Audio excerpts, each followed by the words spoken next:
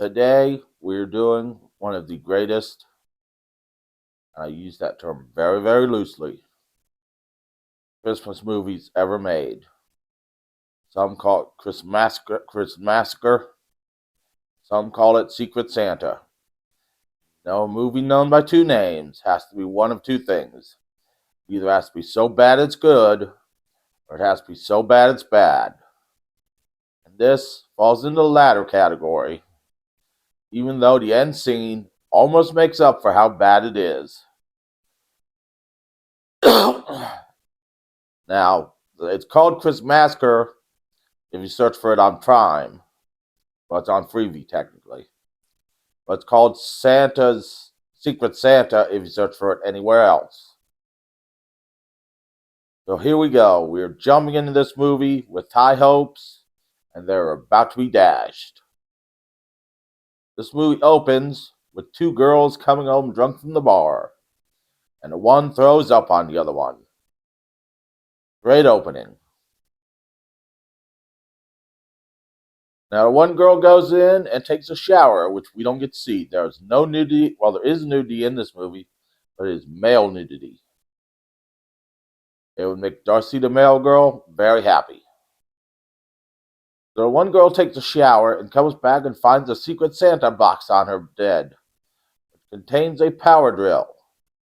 And then goes and finds a straightening iron, and the Secret Santa box is gone. So she's yelling that somebody is messing with her. To which, all these girls are living together. I don't know if it's a sorority house, it's supposed to be a sorority house, or just a house that a bunch of girls are living together because they're all in college. So the one girl in the house, who I guess is in charge of the house, asks what she's yelling about, and she's like, "Never mind, someone just messed with me." So she goes back to her bedroom. The guy puts a pillow over her head, takes the power drill to her, and her eye pops out, and we think we're in a Dario Argento film. Now, then we meet our heroes.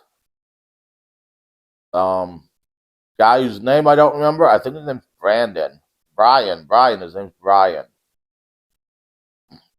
Nicole, who's an OnlyFans girl, and dating Brian before OnlyFans was around, so she's just a plain old webcam girl, getting naked for the world to see.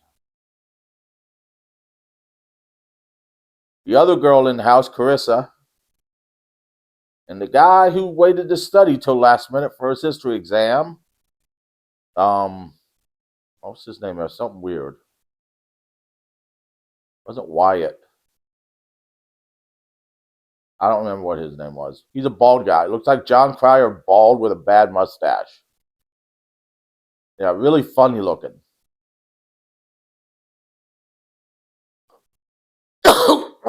Really funny looking guy. Waited for the last minute to study for his history exam. They're all in the same history class, including the other chick, Liv, who is dating the professor. And they're all having a party that night to celebrate the semester being over because they're taking a final exam. And Liv invites the history professor who she's dating, and the history professor reluctantly agrees. They take the final exam, which we don't get to see, and then they prepare for their party, and we learn Liv is a little obsessive compulsive. And we learn Brian cheated on Nicole with Carissa, and Brian buys her secrecy. And Nicole tries to tell Brian she's a webcam girl, but backs out of it. And so they all go to the party. Well, nothing happens. They order pizza, and the pizza guy sees a guy sneaking around outside the house. But this is not our villain, because our villain then slits the pizza guy's throat. And the guy somehow gets in the house at one point. He is a stalker for Nicole, and the villain stabs that guy in the head. Now, nothing really happens at this party. They all kind of mingle. The professor shows up. They're all uncomfortable. It just basically a party. They eat hors d'oeuvres that are bad and then throw them outside, and it's just a basic party. They drink lots of drinks until the serial killer starts killing people. He, of course, starts with the least target until the Secret Santa starts, really. It's really when the Secret Santa starts. Because serial killer ends up showing people until the Secret Santa starts. And they all open their presents. It's all, and the one, Brian, gets a meat cleaver. The Wyatt or Wyndham or whatever that guy's name is, he gets a pair of gardening shears. Carissa gets a broke down old hair dryer, which we assume works, as he tries to plug it in and tries to fry her in the bathtub, but the hood don't reach. Liv gets a turkey carver, well, one of those plug-in carving knives. And we don't know what Nicole gets. And then the professor gives Liv its present, and it's a snow globe, which she does not die by. And then the killer starts killing people. And he starts, of course, with Liv, killing her with her carving knife in the gut. I don't know why you'd stab people in the gut. Stabbing them in the gut, I guess so you see guts and blood, because that's all that would come out in the gut, is guts and blood. I mean, if I was going to stab someone, I'd slit their throat or stab them in the head. I mean, go for the head. You know, you get extra points if you go for the head. And then Carissa and the W guy, the guy that looks like John Cryer bald, try to hook up. But John Cryer bald can't get it up. So Carissa goes take a bath. Bald John Cryer eventually gets it up. But this is when we see our nudity. And the killer cuts his dick off with the gardening shears. And then feeds it to him. No, he doesn't feed it to him. I was hoping he'd feed it to him. And then he goes to kill Carissa by plugging in the hair dryer and throwing it in a tub, but the cord don't reach. So he just beats her to death with it. And then they're like, where's Liv? So they're all looking for Liv. And the professor, who's her boyfriend, finds her. And they run into the professor, and they think he killed Liv. So they run outside. But then Nicole sees a knife in Brian's car and doesn't trust him, so she runs back inside and locks the door. The killer kills Brian by cutting his head off with a meat cleaver and showing the head. Because that's what you got to do when you cut heads off. Actually, the proper thing to do when you cut heads off is put them on spikes to deter other people from killing people, and to show your proper trophy.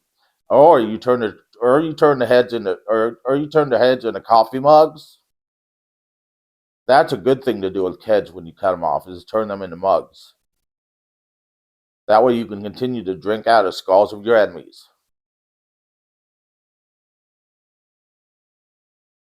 So then Carissa is in there with.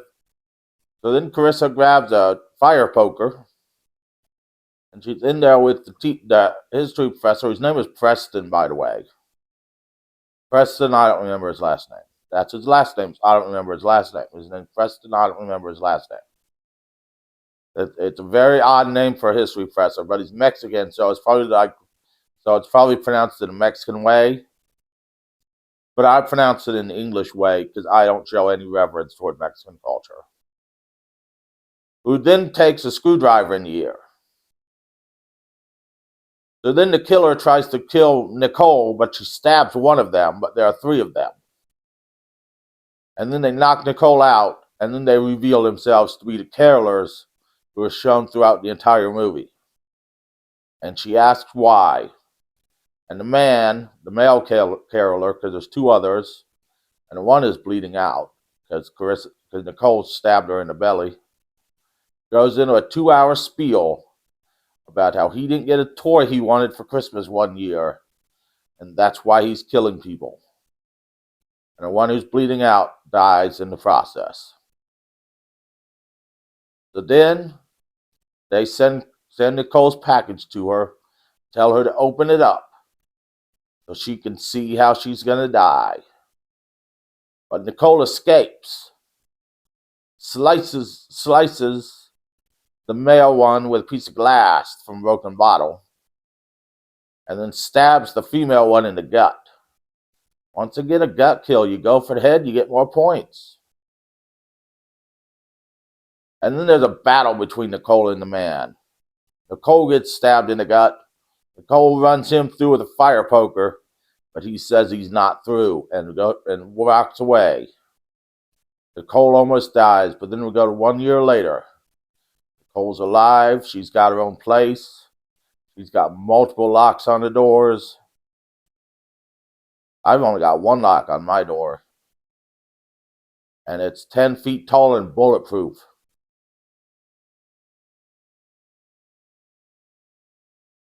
And she's got multiple locks on the doors, but the guy climbs in through a window because he's back.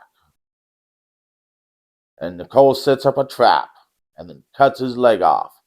We find out what Nicole's present was. It was a chainsaw. She thanks him for the present, and then she chops his head off. Now, the ending of this movie, really good when Nicole chops the guy's head off. I think this is supposed to be a horror comedy.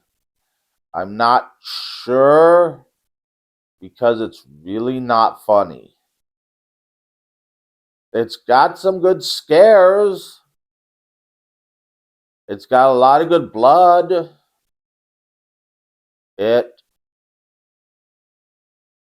is a horror movie.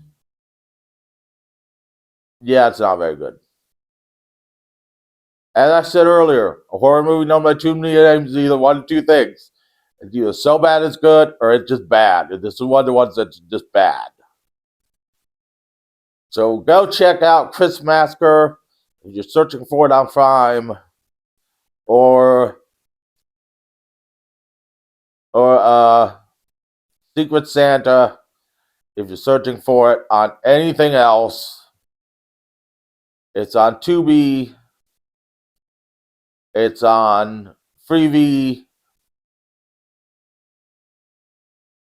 It's probably on Pluto. I'm not sure if it's on Pluto, but it probably is.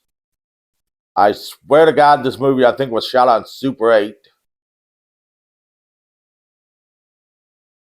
Come back next week where we will review the iconic horror movie Santa Claus Conquers the Martians.